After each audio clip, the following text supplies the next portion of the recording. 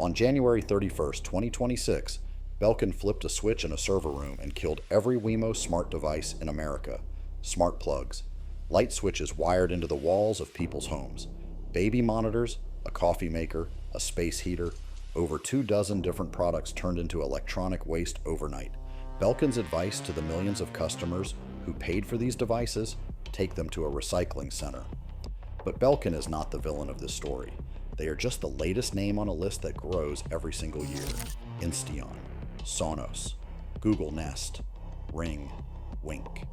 One by one, the biggest names in the smart home industry have been caught doing the same thing: selling you hardware, then killing it from a server room whenever it stops making them money. Today, we are going to show you the full graveyard, and then we are going to show you what actually works. If you own a smart speaker, a smart thermostat, a video doorbell, or a connected light switch, this video is about you.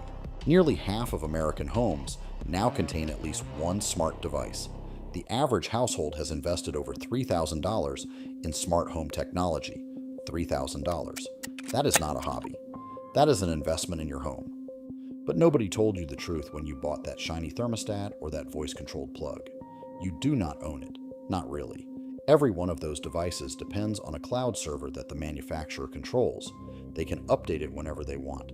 They can change it whenever they want. And they can shut it down whenever they want.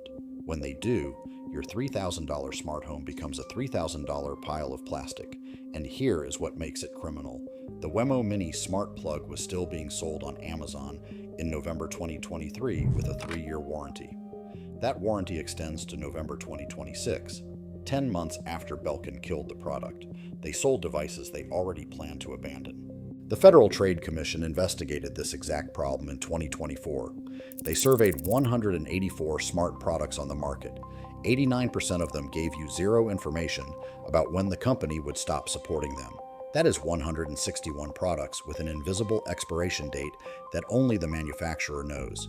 You are spending thousands of dollars on technology that could be killed at any moment, and the company holding the trigger will never warn you. To understand how bad this has already gotten, we need to start with the company that disappeared in the middle of the night.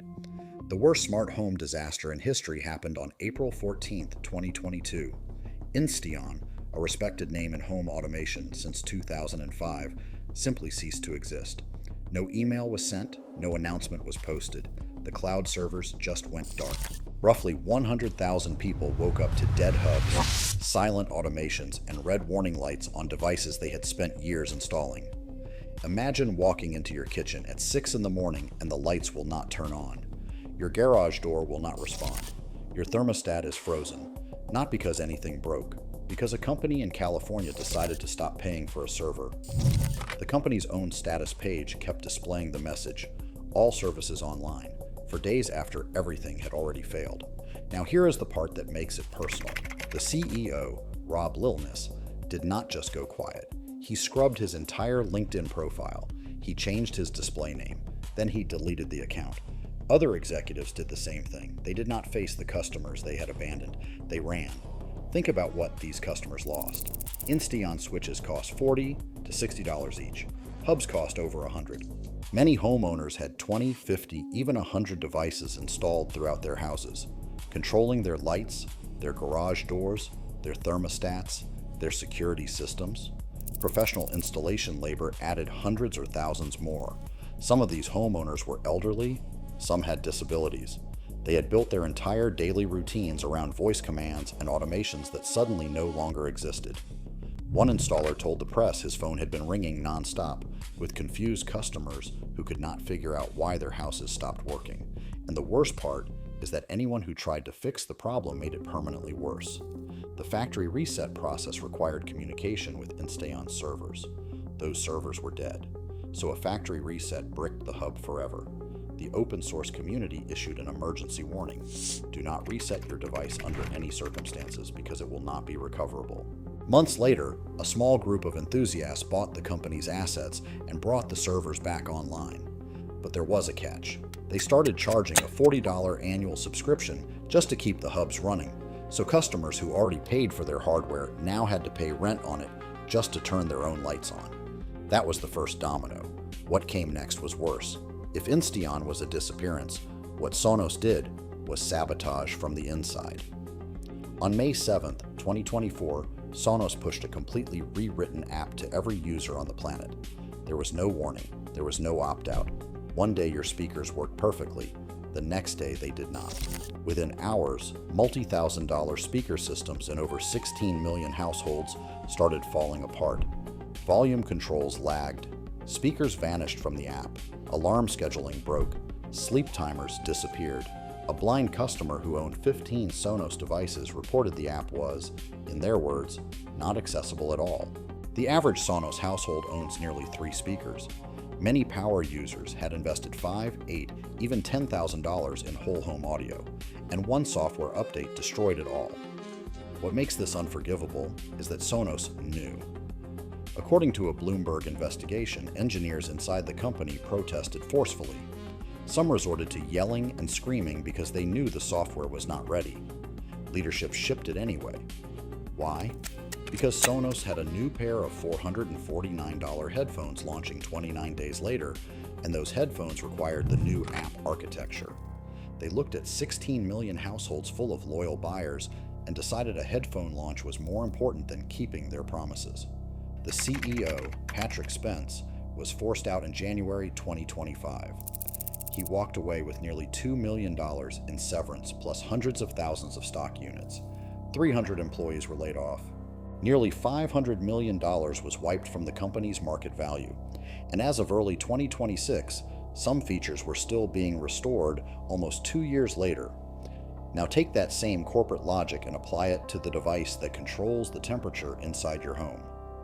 In 2014, Google paid $3.2 billion to acquire Nest Labs, the company that reinvented the thermostat. The original Nest was designed by Tony Fadell, the man who created the iPod. He chose thermostats specifically because they were infrastructure. A traditional thermostat lasts 30 to 40 years. For a decade, Nest owners believed they had bought one of the most reliable devices in their home. Google encouraged that belief. They marketed it as the thermostat that learns and saves. 27% of smart thermostat owners in America chose Nest. That is an estimated 15 million households. Then in April 2025, Google announced that first and second generation Nest thermostats would be retired that October. What does retired actually mean? Remote control? Gone. Voice assistant integration? Gone. Energy history?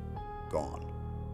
And the safety feature that connected your Nest thermostat to your Nest Protect smoke detector, the feature that automatically shuts off your furnace during a fire, severed. A $250 smart thermostat became a $30 dumb thermostat with a nice screen. Google offered $130 off a new one. That still means paying $150 to replace a device that was working perfectly the day before Google decided to kill it.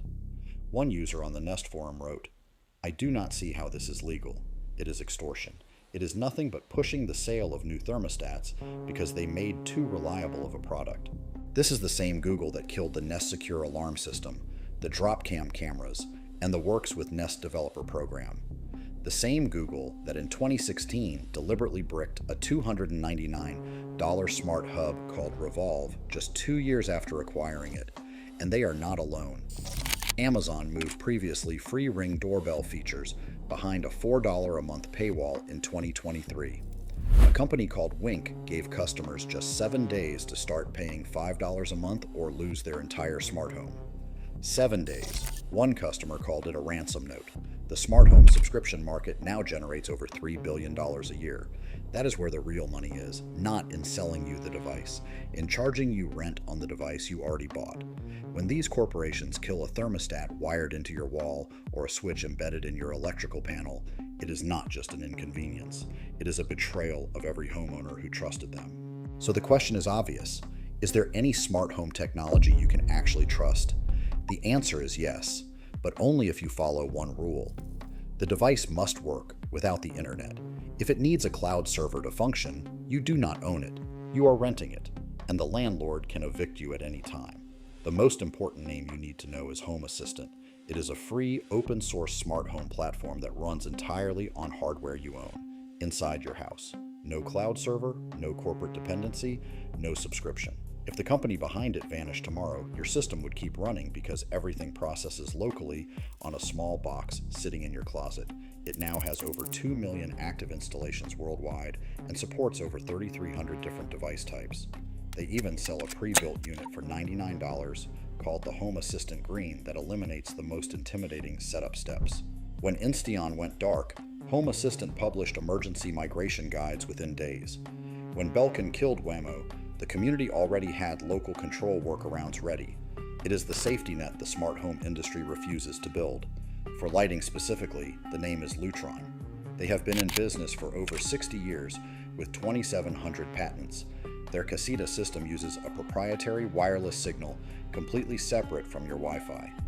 Everything processes through a local hub in your home. When your internet goes down, your lights keep working, the scenes keep running, the schedules keep firing, and the physical remote controls have a 10-year battery life. These switches work like normal switches, even if every piece of technology in your house fails. That is what real smart home engineering looks like. For people who want something between the simplicity of Lutron and the power of Home Assistant, there is Hubitat, a $100 hub that processes everything locally. No mandatory subscription, no cloud dependency. The uncomfortable truth is that the more local control you want, the more technical knowledge is currently required. But the alternative is handing the keys to your home to a corporation that has proven, repeatedly, it will abandon you the moment the math changes.